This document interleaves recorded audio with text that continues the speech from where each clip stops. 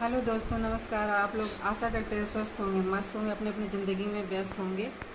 और आज हम लोग सपरिवार रामायण कर रहे हैं। तो आशा करते हैं कि आप लोग पसंद करेंगे और लाइक सब्सक्राइब शेयर ज़रूर करिएगा, ताकि सभी को ये जानकारी मिलती रहे और सभी को सनातन धर्म फॉलो करने का मौका मिलता रहे। और रामायण में अच्छी अच्छी चीज़ें हैं और अपने अपने अपने बच्चों को थोड़ा कुछ आप लोग शिक्षा देते रहेंगे तो अच्छा रहेगा। मैं हमेशा से रामायण करती रहती थी, अभी पुराना हो गया था, वो चेंज करके मैंने ये बड़ा रामायण लेके आई, क्योंकि उसमें थोड़ा छोटा छोटा शब्द लिखा रहता था, इसमें थोड़ा शब्द बड़ा है। तो अभी हम लोग इससे कर रहे हैं, अभी पूरा परिवार मतलब आज करेंगे, आप लोग सुनाएंगे जैसा भी जिसको टाइम रहता है। और कभी कभी सब लोग व्यस्त रहते हैं तो सिर्फ ये कर देते हैं, चाहे हम अकेले कर लेते हैं। अभी सब लोग साथ में हैं तो सब लोग साथ में हम आपको रामायण सुनाते हैं। जय श्री राम दोस्तों। पिछले भाग में हम लोग संत असंत की वंदना किए थे, कुछ बचा हुआ है, अंतिम चरण उसका आज करेंगे। और इसके बाद जीव मात्र से भगवान राम की वंदना की गई है, उसको हम लोग करेंगे। तो चलिए शुरू करते हैं। ग्रह भेषज जल पवन पट पाई कुजोग सुजोग, होहि कुबस्तु सुबस्तु जगे लखन सुलक्षण लोग। तुलसीदास जी कहते हैं कि ग्रह, औषधि, जल, वायु और वस्त्र, ये सब कुसंग और सुसंग पाकर उसी के अनुसार संसार में बुरे और भले पदार्थ बन जाते हैं। और चतुर जो चालाक और विचारशील विचारवान पुरुष हैं वो इस बात को ही वही जान पाते हैं। सम प्रकाश तम पाख दुहु नाम भेद विधि की, शशि शोषक पोषक समुझी जग जस अपजस दीन। महीनों में दो पखवाड़े होते हैं, अंधेरा और उजियाला, परंतु विधाता ने इनके नाम में भेद कर दिया है। एक का नाम शुक्ल पक्ष, दूसरे का नाम कृष्ण पक्ष रखा हुआ है। एक को चंद्रमा को बढ़ाने वाला और दूसरे को उसको घटाने वाला समझकर जगत ने एक को सुयश और दूसरे को अपयश देने वाला कर दिया है। जड़ चेतन जग जीव जत सकल राम मैं जान, बंदौ सबके पद कमल सदा जोरि जुग पान। तुलसीदास जी कहते हैं कि जगत में जितने भी जड़ और चेतन जीव हैं, सबको मैं राम मैं जानकर, सबके अंदर राम का वास समझकर मैं उनके चरण कमलों के वंदना दोनों हाथ जोड़ के करता हूँ। देव दनुज नर नाग खग प्रेत पितर गंधर्व, बंदौ किन्नर रजनीचर कृपा करऊं अब सर्व। तुलसीदास जी कहते हैं कि देवता, दैत्य, मनुष्य, नाग, पक्षी, प्रेत, पितर, गंधर्व, किन्नर और निशाचर सबको मैं प्रणाम करता हूँ। अब आप सब मुझ पर कृपा कीजिए। आकर 4,84,000 जाति जीव जल छल नभ बासी, सिय राम मैं सब जग जानी, करहु प्रणाम जोरी जुग पानी। तुलसीदास जी आगे कहते हैं कि 84 लाख योनियों में 4 प्रकार के जीव होते हैं, स्वेदज, अंडज, उद्भिज, जरायुज। स्वेदज मीन्स जो पसीने नमी से पैदा हो जाते हैं, अंडज मीन्स जो अंडे से उत्पन्न होते हैं, उद्भिज मीन्स जो पृथ्वी फाड़ के पैदा होते हैं, जमीन से पैदा होते हैं, और जरायुज जो पेट से पैदा होते हैं। इस तरह के 4 प्रकार के जीव हैं जो कि जल, पृथ्वी और आकाश में रहते हैं। उन सबसे भरे हुए इस सारे जगत को मैं सीता राम मैं जानकर दोनों हाथ जोड़ के प्रणाम करता हूँ। जान कृपा कर की कर मोहू, सब मिल कर छाड़ी छल छोहू, निज बुद्धि बल भरोस मोहि नाही, ताते विनय करूं सब पाही। मुझको अपना दास जानकर कृपा की खान आप सब लोग मिलकर छल छोड़कर कृपा कीजिए। मुझे अपने बुद्धि बल का भरोसा नहीं है, इसलिए मैं आप सबसे विनती करता हूँ कि आप सब मेरी सहायता करिए। करन बचन रघुपति गुण गाहा, लघुमति मोरी चरित अवगाहा, सूझन एकहु अंग उपाऊ, मन मति रंक मनोरथ राऊ। अर्थात तुलसीदास जी कहते हैं कि मैं रघुनाथ जी के गुणों का वर्णन करना चाहता हूँ, परंतु मेरी बुद्धि बहुत छोटी है। श्री रामचंद्र जी का चरित्र अथाह है, इसके लिए मुझे उपाय का लेस मात्र भी समझ में नहीं आ रहा है। मेरे और मन बुद्धि दोनों कंगाल हैं, किंतु मेरी इच्छा जो है राजा के समान है। मेरी इच्छा बहुत बड़ी है, इसलिए आप सबकी सहायता चाहता हूँ। मति अति नीच ऊंच रुचि आछी, चाहिए जग जुरैन छाछी, क्षमहि सज्जन मोरी डिठाई, सुनिहि बाल बचन मन लाई। तुलसीदास जी आगे कहते हैं कि मेरी बुद्धि तो अत्यंत नीची है, बहुत छोटी है, और मेरी चाह बड़ी ऊंची है, बहुत बड़ी है। चाह तो अमृत पाने की है, पर जगत में जुड़ती छाछ भी नहीं है। तो सज्जन मेरी इस ढिठाई को क्षमा करेंगे और मेरे बाल बचनों को मन लगा के प्रेम पूर्वक सुनेंगे। जो बालक कह तो तेरी बात, सुनई मुदित मन पितु अरुबाता, हसी हई कूर कुटिल विचारी, जे पर दूषण भूषण धारी। जैसे बालक जब तोतले वचन बोलता है तो उसके माता पिता बड़े प्रसन्न मन से सुनते हैं, किंतु क्रूर कुटिल और बुरे विचार वाले लोग जो दूसरों के दोषों को ही अपने गहना समझते धारण किए रहते हैं, वही लोग जो है इसका बुरा मानेंगे। निज कबित नहीं लागन का सरस होवत वायति पीका, जे पर बनित सुनत हर साही, जे पर पुरुष बहुत जग नाही। तुलसीदास जी कहते हैं कि अपनी कविता चाहे कितनी भी फीकी हो, किसको अच्छी नहीं लगती, किंतु जो दूसरे की रचना सुन के खुश हो जाए, ऐसे उत्तम पुरुष जगत में बहुत कम होते हैं। जग महु नर सर सरि सम भाई, जे निज बाड़ी बढ़ई जल पाई, सज्जन सुखित सिंधु सम कोई, देखी पूर विदु बाढ़ई जोई। तुलसीदास जी आगे कहते हैं कि हे भाई, जगत में तालाबों और नदियों के समान मनुष्य भी बहुत है, जो जल पाकर अपनी ही बाढ़ से बढ़ते हैं, अर्थात अपना ही जल को देख करके बड़े खुश होते हैं, अपनी उन्नति से बड़े प्रसन्न होते हैं।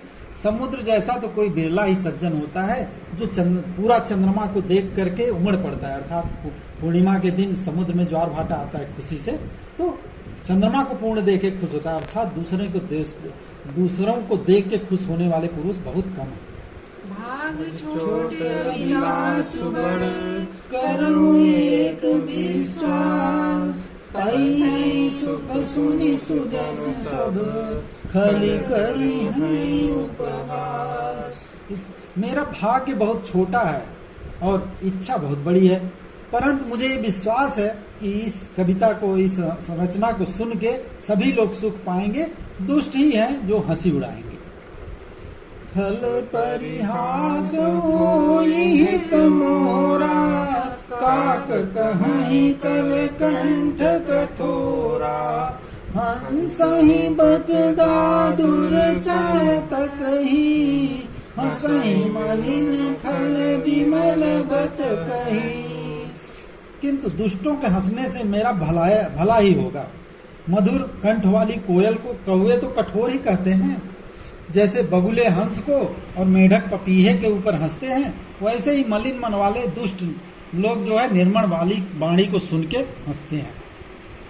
कपित रसिक राम पद नेहु, तिन कह सुखद हास रस एहु, भाषा भनिति भोरि मति मोरी, हसिबे जोग हंसह नहीं खोरी। जो तुलसीदास जी कहते हैं, जो न तो कविता के प्रेमी हैं और न तो जिनका श्री रामचंद्र जी के चरणों में प्रेम है, उनके लिए यह कविता तो सुखद हास्य रस का काम देगी। पहले तो ये भाषा की रचना है, दूसरे मेरी बुद्धि बड़ी भोली है, इससे यह हंसने योग्य ही है, हंसने में उन्हें कोई दोष नहीं है। अर्थात गोस्वामी जी ने अपनी रचना पे जरा सा भी घमंड नहीं किया है और उसको अपना छोटा समझ करके सबको जो है उसे स्वीकृत करने के लिए विनय किया है। प्रभु पद प्रीति न सामुजनी की, तिनहि कथा सुनि लागहि फीकी। हरिहर पद रति मति न पुतर की, तिन कहूँ मधुर कथा रघुबर की।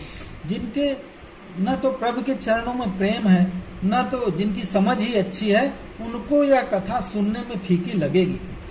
लेकिन जिनकी भगवान विष्णु और भगवान शिव के चरणों में प्रेम है और जिनकी बुद्धि कुतर्क करने वाली नहीं है, तर्क करना तो अच्छी बात है, कुतर्क ठीक नहीं होता, तो उन्हें तो यह रघुनाथ की कथा मीठी ही लगेगी।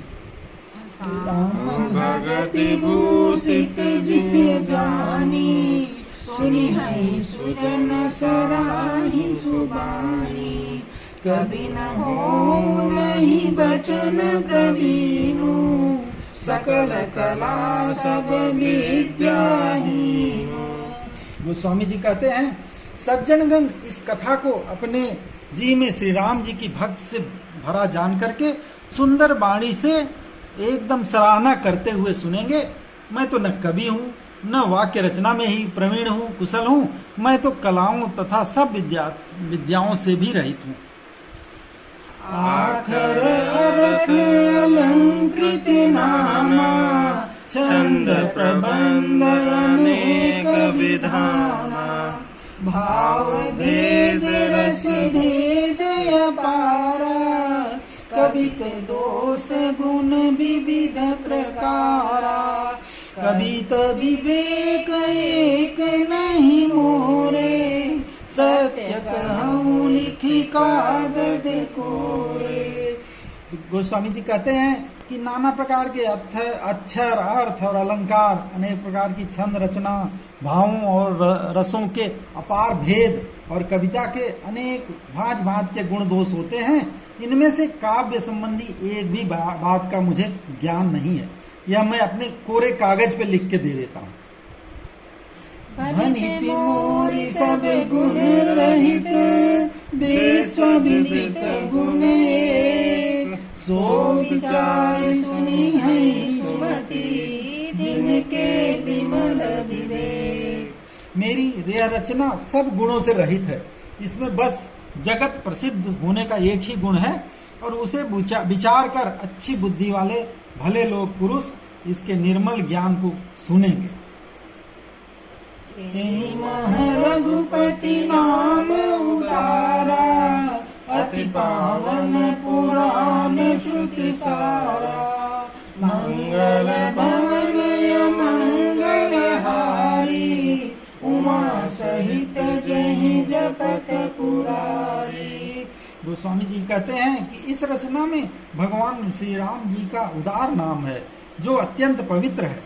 वेद पुराणों का सार इसमें है, कल्याण का ये भवन है और अमंगलों को भी हरने वाला है, जिसे पार्वती जी सहित भगवान शिव जी सदा जपा करते हैं। बनिति विचित्र सुख विकृत जोऊ, राम नाम बिनु सोहन सोऊ। विदु बदनी सब भांति सवारी, सोहन बसन बिना बर नारी। जो अच्छे कवि के द्वारा रची हुई बड़ी अनूठी कविता है, वह भी राम नाम के बिना शोभा नहीं पाती। जैसे चंद्रमा के समान मुख वाली सुंदर स्त्री भी सब प्रकार से सुसज्जित होने पर भी वस्त्र के बिना शोभा नहीं पाती।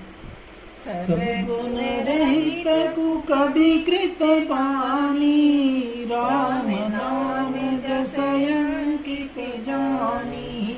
सादर कहाई सुनहि बुधताही, मधुकर सरिस संत गुण ग्राही। इसके विपरीत ये कभी खराब भी हो और सब गुणों से रहित कविता को भी अगर राम के नाम से यश से अंकित जानकर बुद्धिमान लोग उसे आदर पूर्वक कहते और सुनते हैं, क्योंकि संत जन भंवरे की भांति गुण को ही ग्रहण करने वाले होते हैं। यद्यपि कभी रस कहु नाही, राम प्रताप प्रगट यही माही, सोई भरोस मोरे मन आवा, कहीं न सुसंग बड़प्पन पावा। गोस्वामी जी कहते हैं, यद्यपि मेरी इस रचना में कविता का एक भी रस नहीं है, तथापि इसमें श्री राम जी का प्रताप प्रकट है। मेरे मन में यही एक भरोसा है, भले संग से भला किसने बड़प्पन नहीं पाया। अगर संगत भली हो तो किसको बड़ाई नहीं मिलती, तो इसमें राम नाम का जो बड़प्पन है, इसके कारण इसको जरूर प्रसिद्धि मिलेगी।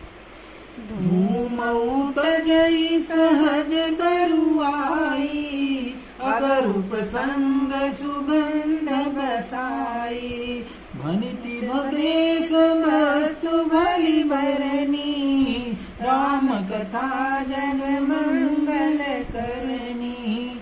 अर्थात धुआं भी अगर संग से सुगंधित हो जाए, उसे सुगंध के साथ लगा दिया जाए, जैसे अगरबत्ती है, तो अपने स्वाभाविक कड़वेपन को छोड़ देता है और पूरा सब जग को सुगंध से भर देता है। तो मेरी कविता अवश्य भद्दी है, किंतु ये जगत का कल्याण करने वाली राम कथा रूपी वह उत्तम वस्तु का वर्णन किया गया है, इसलिए ये जरूर अच्छी समझी जाएगी। मंगल करनी मल हरणी तुलसी कथा, रघुनाथ की गति कूर कविता, सरित की जो सरित पावन बात की, प्रभु सुजस संगति भनिति भली हुई है, सुजन मन भावनी, भवयंग भूति मसान की, सुमिरत सुहावनी पावनी। तुलसीदास जी कहते हैं कि यह श्री रघुनाथ जी की कथा कल्याण करने वाली और कलयुग के पापों को हरने वाली है। मेरी इस भद्दी कविता रूपी नदी की चाल पवित्र जल वाली नदी गंगा जी की चाल की भांति टेढ़ी है। प्रभु श्री रघुनाथ जी के सुंदर यश के संगति के कारण यह कविता सुंदर और सज्जनों को मन भाने वाली हो जाएगी। शमशान की अपवित्र राख भी जब शंकर जी के अंग से लगती है तो बड़ी सुहावनी लग जाती है और स्मरण करते ही पवित्र करने वाली होती है। इसी तरह चूंकि इसमें श्री राम भगवान का वर्णन है तो अवश्य ही ये अत्यंत भली हो जाएगी और संसार को कल्याण करने वाली होगी। तो इस तरह से तुलसीदास जी ने अपने को एकदम नीचे रख के, जरा सा भी घमंड नहीं है उनके अंदर, ये इतनी बड़ी काव्य रचना शुरू की है। तो अभी भगवान राम की वंदना कर रहे हैं, कुछ और वंदना हम अगले भाग में करेंगे। तब तक प्रेम से बोलिए सियावर रामचंद्र की जय। पवन